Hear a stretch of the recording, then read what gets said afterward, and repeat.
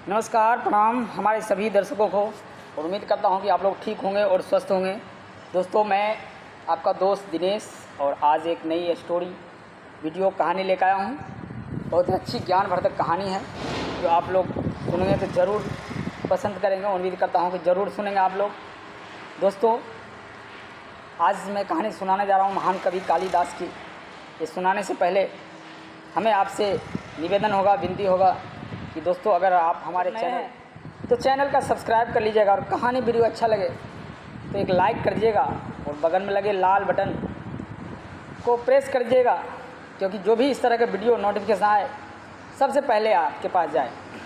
आइए दोस्तों, कहानी की शुरुआत करते हैं।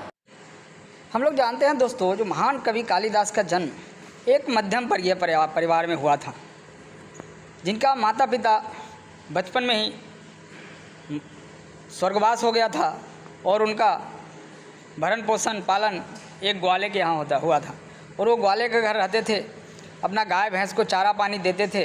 और जब भी टाइम मिलता था उनको तो गांव में एक माँ काली का मंदिर था, माँ काली का मंदिर के पास जाकर के अपना जीवन व्यतीत करते, अपना पूजा पाठ करके अपना जीवन व्यतीत करते थे। और माँ काली का वो अनन्य भक्त थे, बहुत भक्त थे, उनके भक्ति में हमेशा लीन रहते थे कालिदास जी। और ना पढ़ाई लिखाई तो किया नहीं, उन्हें तो गाय भैंस चराते थे। वो ग्वाले के घर पे कैसे पढ़ाई लिखाई करते। लेकिन माँ काली के बहुत बड़े भक्त थे। कालिदास यानी काली का दास। ऐसे समय बीतता गया, चल रहा था। बीच में एक बनारस के राजा की बेटी जिसका नाम था विद्योत्मा। वो जितनी सुंदर थी उतने ही पढ़ने लिखने में, शास्त्रार्थ में बहुत ही निपुण थी। और वो भी शादी का योग्य हो गई थी। जब शादी का योग्य हो जाता है तो हर माँ बाप का चिंता बढ़ जाता है, हमारी पुत्री शादी के योग्य हो गई है। इसी बीच राजा एक अच्छे भर ढूंढने लगे और अपनी पत्नी से कहा, हमारी बेटी अब शादी के योग्य हो गई है, अब इसे शादी कर देनी चाहिए। महारानी बोली, क्यों नहीं? तो अच्छे वर की तलाश थी। तमाम राजाओं को बुलाया गया और तमाम कई राज्यों के राजाएं, युवराज आए वहाँ पे। और राजकुमारी विद्योत्मा का कहना था कि अगर कोई शास्त्रार्थ में मुझे हरा देगा तो हम उससे शादी कर लेंगे। कितने राजा युवराज आए लेकिन कोई विद्योत्मा को हरा नहीं पाया। ना हरा पाने के डर से काफ़ी दुखी हो गए थे युवराज और राजाओं ने, और उन्होंने विद्योत्मा से बदला लेने का ठान लिया। और उन्होंने विद्योत्मा के लिए सोचा जाए, एक ऐसा वर इसके लिए तलाश किया जाए, ऐसा वर तलाश किया जाए कि विद्योत्मा उसको देख के सुन के अचकित हो जाए और हमारा बदला पूरी हो जाए। हम लोग इतने पढ़े लिखे आदमी हैं, फिर भी हमको विद्योत्मा शादी करने से मना कर रही है, इनकार कर रही है।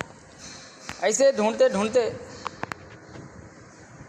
कई राजाओं और युवराज ने जा रहे थे, जंगल की तरफ गए और जाते जाते बहुत ढूंढे, नहीं मिला। फिर थक हार कर बैठ गए।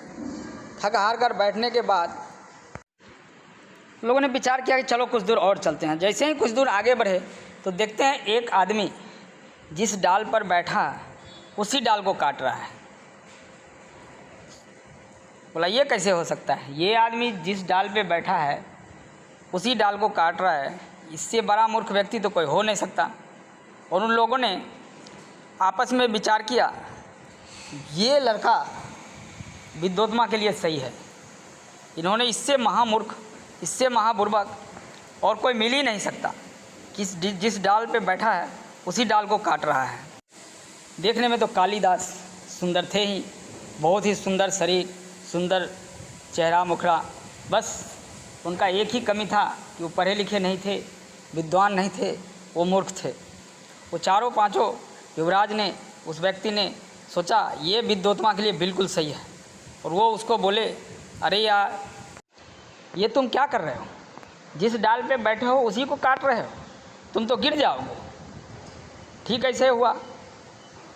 थोड़ा देर बीता कि वो डाल को काटे और वो गिर गया कालिदास।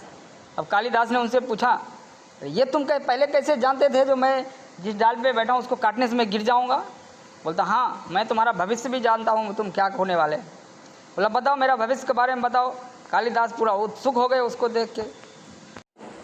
कालिदास ने अपना हाथ दिया उन लोगों को देखने के लिए और बोले, अरे तुम्हारा शादी तो एक राजकुमारी से होने वाली है, तुम्हारा हस्तरेखा में तो राजकुमार राजयोग लिखा है, तुम्हारा शादी एक राजकुमार से होने वाली है। बोला ऐसा? कालिदास तो बहुत खुश हो गया। बोला ठीक है, मैं शादी के लिए तैयार हूँ, चलो मुझे ले चलो, मेरा शादी करवाओ।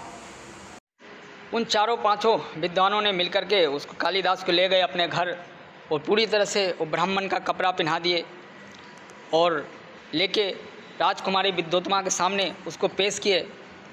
बोले इनका जो है मौन व्रत है, ये बोलेंगे नहीं, लेकिन इशारों में इस सारे आपके सवाल का जवाब दे देंगे। अब जो भी पूछेंगे वो सारे सवाल का जवाब देंगे। विद्योत्मा बोली ऐसा है क्या? हाँ। बोले इतने ज्ञानी है? बोला हाँ। बोला राजकुमारी आप सवाल तो कीजिए। बोले ठीक है। राजकुमारी विद्योत्मा ने एक उंगली उठाया कालिदास के तरफ देख के। कालिदास सोचा ये बोल रही है मैं तुम्हारे आंखें फोड़ दूंगी। कालिदास ने 2 उंगली उठा दिया, तो 2 उंगली उठाया। कालिदास को मन में आया, ये बोला है आंखें फोड़ देंगे, वो सोचे हम एक आंख फोड़ेंगे। कालिदास ने 2 उंगली उठा दिया। उन्होंने मन ही मन बोला तुम एक आंख फोड़ोगी, मैं तुमको दोनों आंख फोड़ देंगे। फिर राजकुमारी ने पूछा, समझ गया। राजकुमारी का अर्थ था कि ईश्वर एक है, लेकिन उन्होंने 2 उंगली उठाया कालिदास ने, तो राजकुमारी ने समझ गया कि ईश्वर एक नहीं, वो बोल रहा है 2। और बगल में खड़े विद्वानों ने बताया कि ये बोल रहा है ईश्वर एक नहीं, ईश्वर 2 है, आत्मा और परमात्मा, ये 2 ईश्वर हैं और दोनों को लेके चलते हैं हम लोग। उसके बाद राजकुमारी ने अपना 5वां उंगली दिखाई, तो कालिदास को लगा कि ये मुझे चाटा मारने की सोच रही है। कालिदास मन ही मन सोचे कि अगर तुम चाटा मारोगी तो मैं तुम्हें मुक्का मारूंगा। वो 5वां उंगली को बांध कर मुक्का के बांधने का इशारा किया राजकुमारी की तरफ। लेकिन राजकुमारी का कहना था कि ये जो शरीर है ये 5 तत्व से बने हैं, ये शरीर 5 तत्व से बने हैं और ये 5 तत्व का क्या नाम है। राजकुमारी का सवाल ये था, लेकिन उसका जवाब में उसके सहयोगी जो विद्वान थे उन्होंने बताया, राजकुमारी ये जो इशारा कर रही है, ये इशारा जो कर रहा है ये विद्वान ने, इनका कहना है कि 5 तत्व का शरीर बना है, लेकिन ये अलग अलग रहने से कोई फ़ायदा नहीं है। ये 5 तत्व चित्त जल पावक गगन समीरा पंच रचित यह अधम शरीरा, ये जो मानव का शरीर है ये 5 तत्वों से बना है और ये 5 तत्व जब तक आपस में एक साथ ना हो तो इस कुछ काम का नहीं है।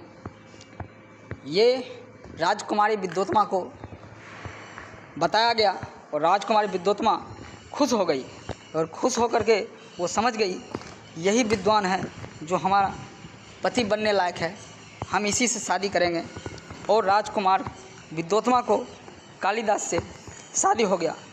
जब शादी होने के बाद जब वह घर पहुंचते हैं तो कुछ बात पे ऐसे ही बात चलता है, तो पता लग जाता है विद्योत्मा को ये तो अनपढ़ गवार है, ये हमारे साथ तो छल हुआ है, बहुत छल कर किया गया है हमारे साथ, हम तो इस मूर्ख से के साथ जीवन व्यतीत नहीं कर सकते, हमारे साथ छल हुआ है। बहुत ही तकलीफ़ हुआ राजकुमारी विद्योत्मा को और राजकुमारी विद्योत्मा ने कालिदास को बोल दिया तुम यहाँ से चले जाओ, मैं तुम्हारे साथ नहीं रह सकती, तुम महामूर्ख हो। और इस बात को सुन कर के कालिदास को बहुत ही तकलीफ़ हुआ। और आप जानते हैं मर्द एक ऐसी जाति है जो अगर पत्नी कुछ बोल दे तो बहुत से सारे ठेस पहुंचता है और बहुत ही ठेस पहुंचा कालिदास को और वहां से निकल गए।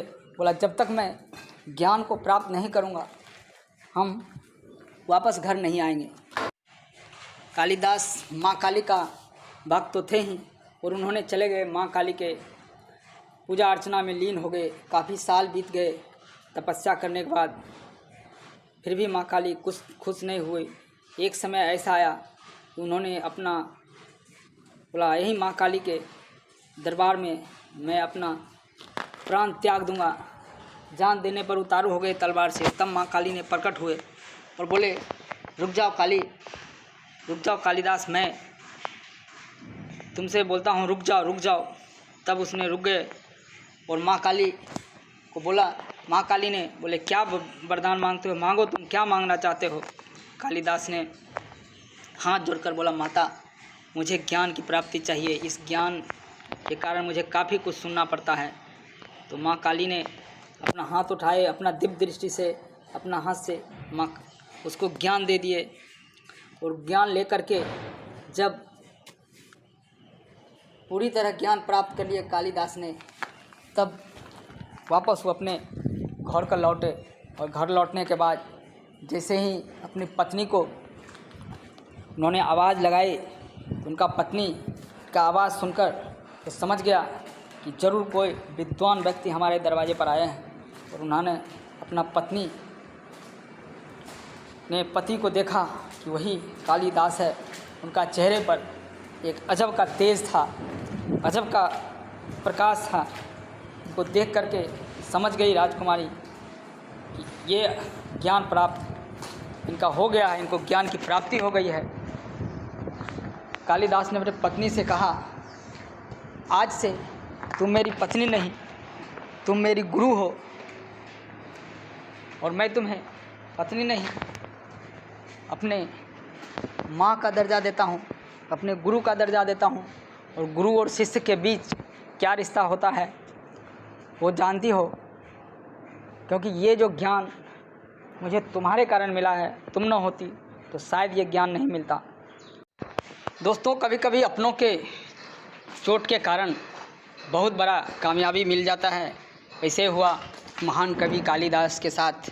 और उन्होंने पत्नी ने शायद ऐसा नहीं बोला होता, शायद वो इतना ज्ञान प्राप्त नहीं हुआ होता। ये था महान कवि कालिदास के जीवन के एक छोटा सा संक्षिप्त विवरण। ये कहानी कैसी लगी हो दोस्तों, एक बार कमेंट्स कर ज़रूर बताइएगा। अगर अच्छा होगा तो वीडियो को लाइक कर दीजिएगा, दोस्तों को भी शेयर कर दीजिएगा।